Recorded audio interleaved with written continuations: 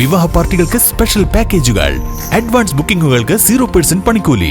Athulya gold and diamonds, Valanchery road, Koppam. ഞാനിപ്പോഴുള്ളത് താഴേക്കോട് ഗ്രാമപഞ്ചായത്ത് ഓഫീസിന് മുന്നിലാണ്. ഇവിടെ ഏകദേശം 15 വർഷം LDF ഭരിച്ചു. അത് കഴിഞ്ഞ് പിന്നെ 10 വർഷം UDF ഭരിച്ചു.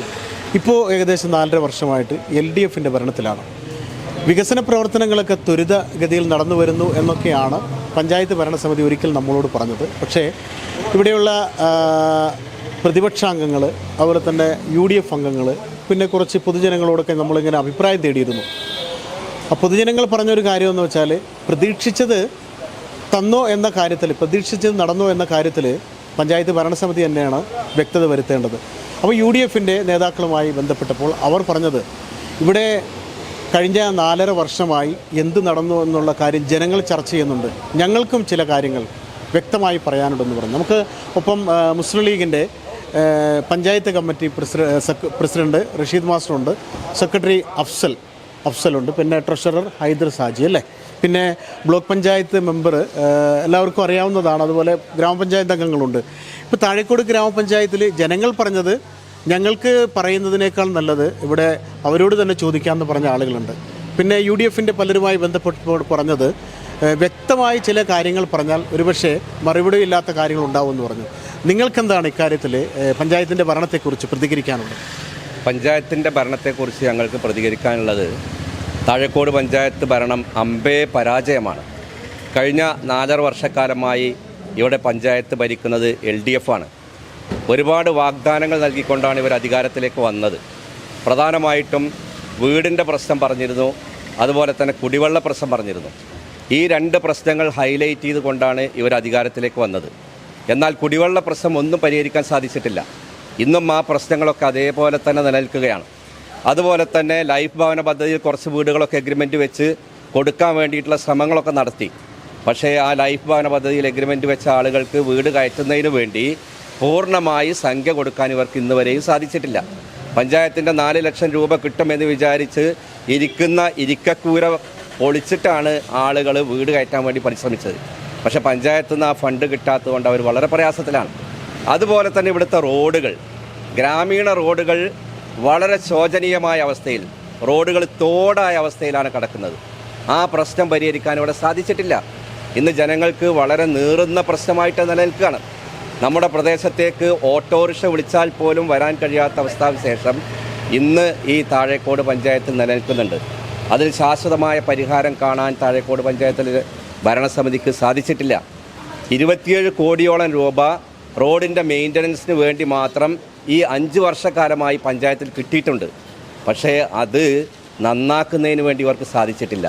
ഇന്ന് ഓട്ടോറിക്ഷ പോയാൽ പ്രശ്നമാണ്, മോട്ടോർ സൈക്കിളിൽ പോയാൽ പ്രശ്നമാണ്, കാറ് വന്നാൽ പ്രശ്നമാണ്, ബസ് യാത്രക്ക് പ്രശ്നമാണ്. റോഡുകൾ മുഴുവൻ തകരാറായി കിടക്കുന്ന ഒരു സാഹചര്യത്തിലാണുള്ളത്. ജലജീവൻ മിഷൻ്റെ പദ്ധതികൾ അത് നേരാവണ്ണം നടപ്പാക്കാൻ സാധിച്ചിട്ടില്ല. അത് കുഴിച്ച് മാന്തി ധാരാളം വലിയ കുഴികൾ ഉണ്ടാക്കിയാണ് പോവുകയാണ് ചെയ്തിട്ടുള്ളത്. അയൽ പഞ്ചായത്തുകളിലൊക്കെ അതിന് പരിഹാരം കണ്ട് കോൺക്രീറ്റ് ഇട്ട് പ്രശ്നങ്ങൾ പരിഹരിച്ചിട്ടുണ്ട്. എന്നാൽ താഴേക്കോട് പഞ്ചായത്തിൽ അങ്ങനെ ഒരു എഗ്രിമെൻറ്റ് വെച്ച് മുന്നോട്ട് പോകാത്തതിൻ്റെ സാഹചര്യത്തിൽ ജലജീവൻ മിഷൻ പോലും അതിലേക്ക് തിരിഞ്ഞു നോക്കാതെ നാട്ടിലാകെ പ്രശ്നമായി കിടക്കുകയാണ്. ജനങ്ങൾ ഈ ഭരണസമിതിയെ കൈയൊഴിഞ്ഞിട്ടുണ്ട്. ഇനി ഇലക്ഷൻ വരാൻ പോവുകയാണ് നവംബർ-ഡിസംബർ മാസത്തിൽ. അന്ന് ശക്തമായ തിരിച്ചടി വിധിയെഴുത്ത് ഇവർക്കെതിരായിട്ടുണ്ടാവുമെന്നുള്ള കാര്യത്തിൽ യാതൊരു തർക്കവുമില്ല. ഞാനൊരു കാര്യം ചോദിക്കട്ടെ, സർക്കാർ LDFൻ്റെ സർക്കാരാണ്, ഇവിടെ LDF ആണ്. പക്ഷേ ഈ വക വികസനം, ഇപ്പോൾ ലൈഫ് പദ്ധതിയുടെ കാര്യം പറഞ്ഞു, റോഡിൻ്റെ വിഷയം പറഞ്ഞു, ഈ കാര്യങ്ങളിലൊക്കെ ഇവർക്ക് സമ്മർദ്ദം ചെലുത്തിയാൽ ഒരുപക്ഷെ അതൊക്കെ ശരിയാക്കി ഫണ്ട് അനുവദിപ്പിക്കാൻ കഴിയുമായിരുന്നല്ലോ. പിന്നെ താങ്കൾ പറഞ്ഞതുപോലെ എന്തുകൊണ്ടാണ് ഇതിനൊന്നും ഒരു ഫണ്ട് അനുവദിക്കുകയോ ഒരു വേഗം കൈവരികയോ ചെയ്യാതെ കിടക്കുന്നത് എന്തുകൊണ്ടാണ്? മാത്രമല്ല മറ്റൊരു കാര്യം കൂടി, ഈ വാർഡ് വിഭജനവുമായി ബന്ധപ്പെട്ട് ഇവിടെ എന്തൊക്കെയോ പ്രശ്നങ്ങളുണ്ടെന്ന് പറഞ്ഞു, അതുകൂടി ഒന്ന് വിശദീകരിക്കുക. വാർഡ് വിഭജനവുമായി ബന്ധപ്പെട്ട് ധാരാളം പ്രശ്നങ്ങളുണ്ട്. ഞങ്ങൾ പഞ്ചായത്തിൻ്റെ മുമ്പിൽ സമരം നടത്തി, അതിന് പരാതികൾ കൊടുത്തിട്ടുണ്ട്, കോടതിയിൽ വരെ നമ്മൾ പോയിട്ടുണ്ട്. 28-ാം തീയതി അതിൻ്റെ അന്തിമ വിധി വരാൻ വേണ്ടി നിൽക്കുകയാണ്. ഇവിടെ ക്ലോക്ക് വൈസ് പാലിക്കണമെന്നാണ് വാർഡിൻ്റെ നിർദ്ദേശത്തിൽ പറയുന്നത്. ആ നിർദ്ദേശം പാലിക്കാതെയാണ് ഇവിടെ വാർഡുകൾ ഉണ്ടാക്കിയിട്ടുള്ളത്.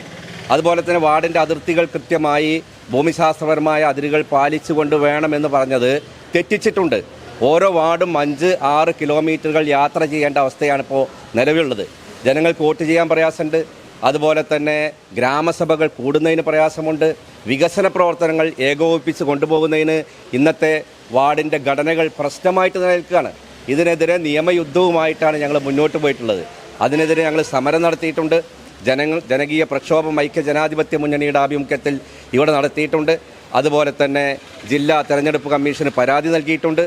കോടതിയെയും സമീപിച്ചിട്ടുണ്ട്. ഈ വരുന്ന 28-ാം തീയതി കോടതി അതിൽ വിധി വരുമെന്നാണ് നമ്മൾ പ്രതീക്ഷിക്കുന്നത്. ഉദ്യോഗസ്ഥന്മാരെ സ്വാധീനിച്ചുകൊണ്ട് വോട്ടർ പട്ടികയിൽ തിരിമറി നടത്തുന്നതിന് വേണ്ട ശ്രമം വരെ ഇവിടെ നടന്നുകൊണ്ടിരിക്കുന്നുണ്ട്. കഴിഞ്ഞ തെരഞ്ഞെടുപ്പിൽ 17-ാം വാർഡിൽ 190 വോട്ടുകൾ മറ്റു വാർഡുകളിൽ നിന്ന് അനധികൃതമായി ചേർത്തുകൊണ്ടാണ് ഇവിടെ ഭരണത്തിലേക്ക് കഴിഞ്ഞ ഭരണസമിതി അധികാരത്തിലേക്ക് വന്നത് എന്ന് പ്രത്യേകം മനസ്സിലാക്കേണ്ടതുണ്ട്. അന്ന് അവർക്ക് ഭരണം കൂടി കയ്യിലില്ല. ആ സമയത്ത് പോലും അവർക്ക് സ്വാധീനമുള്ള സെക്രട്ടറിയെ കൊണ്ടുവന്ന് ഈ വക തിരിമറികൾ ജനാധിപത്യത്തെ അട്ടിമറിച്ചുകൊണ്ട് നടത്തിക്കൊണ്ടാണ് ഈ സംഗതികൾ അവർ അധികാരം കൈക്കലാക്കിയത്. അതേ ശ്രമവുമായിട്ടാണ് ഇപ്പോൾ മുന്നോട്ട് പോകുന്നത്. പക്ഷേ ഒന്ന് മാത്രമേ പറയാനുള്ളൂ, ജനങ്ങൾ ഇവർക്കെതിരെ ശക്തമായ വിധി എഴുതുമെന്നുള്ള കാര്യത്തിൽ യാതൊരു തർക്കവുമില്ല. എന്തായാലും നമ്മുടെ ഇപ്പം പഞ്ചായത്ത് കമ്മിറ്റിയിൽ മുസ്ലിം ലീഗിൻ്റെ പഞ്ചായത്ത് കമ്മിറ്റി സെക്രട്ടറി ഉണ്ട്. അദ്ദേഹം പറഞ്ഞ കാര്യങ്ങളൊക്കെ ശരിക്കും പറഞ്ഞു കഴിഞ്ഞാൽ ഒരു പഞ്ചായത്തിൻ്റെ ഭരണപക്ഷത്തിന് വീഴ്ചകൾ സംഭവിക്കുന്നുണ്ടെങ്കിൽ അത് പൊതുജനങ്ങൾ അറിയേണ്ട കാര്യമാണ്. അത് തീർച്ചയായും പൊതുപ്രവർത്തകരാണത് പറയേണ്ടത്. അഫ്സൽ, ഒരു കാര്യം ചോദിക്കട്ടെ, എന്തുകൊണ്ടാണ് ഇവർക്ക് ഈ വികസന പ്രവർത്തനങ്ങളൊക്കെ, അവർ നേരത്തെ പറഞ്ഞത് പല പ്രാവശ്യം പറഞ്ഞിട്ടുണ്ട്, വികസനങ്ങൾക്കൊക്കെ വലിയ വേഗമാണെന്ന്, പക്ഷേ ഇങ്ങനെ തളർച്ചയാണ് എന്ന് പൊതുജനങ്ങളും പറഞ്ഞ കുറച്ച് കാര്യങ്ങളുണ്ട്, അവർ തന്നെയാണ് പറയേണ്ടതെന്ന്. എന്തുകൊണ്ടാണ് ഇങ്ങനെയൊക്കെ സംഭവിക്കുന്നത്? ഇവിടെ പ്രസിഡന്റ് സൂചിപ്പിച്ചതുപോലെ 4.5 വർഷക്കാലത്തോളമായി ഈ പഞ്ചായത്ത് ഭരിക്കുന്ന ഇടതുപക്ഷ ജനാധിപത്യ മുന്നണിയുടെ നേതൃത്വത്തിലുള്ള ഭരണസമിതി ഈ നാട്ടിൽ അവർ അധികാരത്തിൽ വന്നത് വലിയ വാഗ്ദാനങ്ങളൊക്കെ നൽകിയിട്ടാണ്. പക്ഷേ ഒരു വികസന പ്രവർത്തനങ്ങളും ഈ 4.5 വർഷക്കാലമായിട്ട് ഇവിടെ നടത്താൻ കഴിഞ്ഞിട്ടില്ല എന്നുള്ളത് നമുക്കൊക്കെ അറിയാം. ഇവിടെ അതിൽ പ്രധാനമായിട്ടുള്ള കാരണം അവരിൽ തമ്മിലുള്ള അവരുടെ പാർട്ടിക്കുള്ളിലും അതുപോലെ തന്നെ അവരുടെ പ്രസിഡൻറ്റും അതുപോലെ തന്നെ വൈസ് പ്രസിഡൻറ്റും 2 ചേരി തിരിഞ്ഞുകൊണ്ടാണ് ഇവിടെ ഈ ഭരണസമിതിയിലുള്ളത്. അവർക്ക് ഇവിടെ ഭരണം നടത്തുന്നതിനോ മറ്റോ അവർക്ക് സമയമില്ല. അവർ തമ്മിലുള്ള ഈ ചേരിപോരിനാണ് അവർ കൂടുതൽ സമയം കണ്ടെത്തുന്നത് എന്നുള്ളത് തന്നെയാണ് ഞങ്ങൾക്കൊക്കെ മനസ്സിലാകുന്നത്. ഇതിനെതിരെ ഇവിടുത്തെ വികസന പ്രവർത്തനങ്ങളിൽ ഇവിടെ സാധാരണക്കാരായ ജനങ്ങൾക്ക് ആവശ്യമുള്ള കാര്യങ്ങളിലൊക്കെ എത്രയും പെട്ടെന്ന് ഇടപെട്ടുകൊണ്ട് അതൊക്കെ പരിഹരിക്കണമെന്നാവശ്യപ്പെട്ടുകൊണ്ട് പല സമയങ്ങളിലായിട്ട് പഞ്ചായത്ത് മുസ്ലിം ലീഗ് കമ്മിറ്റിയുടെ നേതൃത്വത്തിൽ സമരപരിപാടികൾ നടത്തിയിട്ടുണ്ട്. പക്ഷേ അതൊന്നും അവർ മുഖവിലക്കെടുക്കാതെ ഇപ്പോഴും അവർ പഴയ രൂപത്തിലുള്ള ഒരു പോക്കാണ് മുന്നോട്ട് പോയിക്കൊണ്ടിരിക്കുന്നത്. വളരെ വ്യക്തമായിട്ട് പറയുന്നു, പഞ്ചായത്ത് മുസ്ലിം ലീഗ് കമ്മിറ്റി വരും ദിവസങ്ങളിൽ എല്ലാ മേഖലാ തലങ്ങളിലും ഇതുമായി ബന്ധപ്പെട്ടുള്ള പ്രതിഷേധ സംഗമങ്ങളും ഇതൊക്കെ താഴെത്തട്ടിലുള്ള സാധാരണക്കാരായ ജനങ്ങളെ അറിയിക്കുക എന്നുള്ള രൂപത്തിലുള്ള പ്രതിഷേധ സമരങ്ങളുമായിട്ട് ഞങ്ങൾ മുന്നോട്ട് പോവുകയാണ്. അതിനുശേഷം ഈ നാട്ടിലുള്ള സാധാരണക്കാരായ, ഇത് ഒരു UDF-കാരൻ്റെയോ അല്ലെങ്കിൽ ഒരു മുസ്ലിം ലീഗുകാരൻ്റെയോ മാത്രമുള്ളൊരു വിഷയമല്ല, ഈ നാട്ടിലുള്ള മുഴുവൻ സാധാരണക്കാരുടെയും വിഷയങ്ങളാണ് എന്നുള്ളത് മനസ്സിലാക്കിക്കൊണ്ട് തന്നെ ഇവിടുത്തെ ബഹുജനങ്ങളെ മുഴുവൻ അണിനിരത്തിക്കൊണ്ട് വലിയ രൂപത്തിലുള്ള ഒരു പഞ്ചായത്ത് ഓഫീസിലേക്കുള്ള ഒരു പ്രതിഷേധ മാർച്ച് നടത്താനും പഞ്ചായത്ത് മുസ്ലിം ലീഗ് കമ്മിറ്റി ആലോചിക്കുന്നുണ്ട് എന്നുകൂടി അറിയിക്കുകയാണ്. ഇനി ഒരു കാര്യം ചോദിക്കട്ടെ, ഇനിയിപ്പോൾ LDF ആണ് 4.5 വർഷമായിട്ട് ഭരിക്കുന്നത്. ഇനി അതിനു മുമ്പ് 10 വർഷം നിങ്ങളാണ് ഭരിച്ചത്. ഇനിയിപ്പോൾ തദ്ദേശ തെരഞ്ഞെടുപ്പിൽ ഒരുപക്ഷെ UDF-ന് അധികാരം ലഭിച്ചാൽ നിങ്ങൾ ഈ പറഞ്ഞ പദ്ധതികളും ഈ കാര്യങ്ങളെല്ലാം വളരെ വേഗത്തിൽ നടപ്പാക്കി ജനങ്ങൾ ആഗ്രഹിക്കുന്നുണ്ടെങ്കിൽ, നിങ്ങളെ പ്രതീക്ഷിക്കുന്നുണ്ടെങ്കിൽ, ജനങ്ങൾ നിങ്ങളെ തിരഞ്ഞെടുത്താൽ അതൊക്കെ നടപ്പാക്കുമോ എന്നൊരു ചോദ്യം കൂടെ. അതിൻ്റെ ഉത്തരം കൂടി പഞ്ചായത്ത് മുസ്ലിം ലീഗ് കമ്മിറ്റി സെക്രട്ടറിക്ക് പറയാം. അല്ല, അതിൽ ഏറ്റവും വലിയ ഉദാഹരണമാണ് കഴിഞ്ഞ 10 വർഷക്കാലം ഈ പഞ്ചായത്ത് ഭരിച്ചിരുന്നത് UDF ആണ്. ആ UDF ഭരിച്ചിരുന്ന കാലത്ത് നമ്മുടെ പഞ്ചായത്തിലുള്ള വികസന പ്രവർത്തനങ്ങൾ ഓരോ വാർഡിലും നോക്കിയാൽ അറിയാം. കോടിക്കണക്കിന് രൂപയുടെ വികസന പ്രവർത്തനങ്ങളാണ് UDF-ൻ്റെ നേതൃത്വത്തിൽ ഈ പഞ്ചായത്തിൽ നടന്നിട്ടുള്ളത്. അതുതന്നെയാണ് ജനങ്ങൾക്കൊക്കെ പഞ്ചായത്തിൽ വീണ്ടും UDF അധികാരത്തിൽ വരുമ്പോൾ ആ ഒരു പ്രതീക്ഷയ്ക്കൊത്ത് ഉയരാൻ പഞ്ചായത്തിലെ UDF ഭരണസമിതിക്ക് കഴിയുമെന്നുള്ള കാര്യത്തിൽ യാതൊരു സംശയവുമില്ല. ജനങ്ങളുടെ എന്താണോ അവർ ഉദ്ദേശിക്കുന്നത് ആ രൂപത്തിലുള്ള പ്രവർത്തനങ്ങളുമായിട്ട് ഭരണസമിതി പുതുതായി അധികാരത്തിൽ 100% ഞങ്ങൾക്ക് ഉറപ്പാണ് UDF-ൻ്റെ നേതൃത്വത്തിലുള്ള ഭരണസമിതി ഈ പഞ്ചായത്തിൽ അധികാരത്തിൽ വരുമെന്നുള്ള കാര്യത്തിൽ യാതൊരു സംശയവുമില്ല. ജനങ്ങളുടെ പ്രതീക്ഷയ്ക്കൊത്ത് ഉയരാൻ ഞങ്ങൾക്ക് കഴിയും. അതേ രൂപത്തിലുള്ള വാഗ്ദാനങ്ങൾ ഞങ്ങൾ നൽകിയിട്ടുണ്ടെങ്കിൽ അതൊക്കെ ഞങ്ങൾ നടപ്പിലാക്കാനും പഞ്ചായത്ത് UDF സമിതി മുന്നോട്ടുണ്ടാകും എന്നാണ് അറിയിക്കാനുള്ളത്. ഏതായാലും UDF-ൻ്റെ അധികാര പ്രവേശം ഈ തദ്ദേശ തെരഞ്ഞെടുപ്പിന് ശേഷം ഉണ്ടായാൽ ജനങ്ങൾക്ക് കൊടുക്കുന്ന വാഗ്ദാനങ്ങൾ പൂർണ്ണമായിട്ടും പാലിക്കും.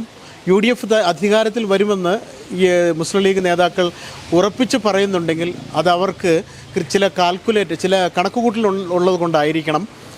ജനങ്ങളാണ് തീരുമാനിക്കേണ്ടത്, ജനപക്ഷമാണ് തീരുമാനിക്കേണ്ടത്. ജനങ്ങളുടെ മനസ്സിലെന്താണ് എന്നവർക്ക് ചിലപ്പോൾ ഇവരൊക്കെ ഓരോ സ്ഥലങ്ങളിലും പോയി ജനങ്ങളുമായി സംവദിച്ചിട്ടുണ്ടാകാം. അതാണ് ഇത്ര അടിയുറച്ച പ്രതീക്ഷയോടുകൂടി അവർ ഇങ്ങനെ പറയുന്നതെന്നാണ് ഞാൻ മനസ്സിലാക്കുന്നത്. ഏതായാലും ഇവിടെ തദ്ദേശ പോരിന് മുമ്പ് തന്നെ ഇപ്പോൾ താഴേക്കോട് പഞ്ചായത്തിൽ ഇങ്ങനെ പ്രശ്നങ്ങൾ ഉടലെടുക്കുകയാണ്. നേരത്തെ പ്രസിഡന്റ് പറഞ്ഞ പോലെ ഇവിടെ ഭരിക്കുന്നവർക്ക് പരസ്പരം ചേരിപ്പോരുണ്ട്, പാർട്ടിയിലെ ചേരിപ്പോരുണ്ട്. ഇതൊക്കെയാണ് ഇപ്പോൾ ഭരണത്തിൽ പ്രതിഫലിക്കുന്നതെന്ന്. അങ്ങനെയൊന്നും ഭരണത്തിൽ അങ്ങനെയൊക്കെ പ്രതിഫലിച്ചാൽ ജനങ്ങൾക്ക് ആഗ്രഹിക്കുന്ന വികസനമൊന്നും കിട്ടില്ല എന്നും കൂടി ഓർമ്മപ്പെടുത്തുകയാണ്. അപ്പോൾ UDF ജനങ്ങൾക്ക് വേണമെങ്കിൽ പ്രതീക്ഷയ്ക്കൊത്ത് ഉയരാൻ കഴിയുമെങ്കിൽ അവർ ജനങ്ങൾ തന്നെ തീരുമാനിക്കട്ടെ. ജനങ്ങളുടെ തീരുമാനമാണ്, ജനങ്ങളുടെ കയ്യൊപ്പാണ്, ജനങ്ങളുടെ ചേർത്ത് പിടിക്കലാണ് ഓരോ ഭരണത്തിലേറുന്നവർക്കും കിട്ടാവുന്ന ഏറ്റവും വലിയ പ്ലസ് മാർക്ക്.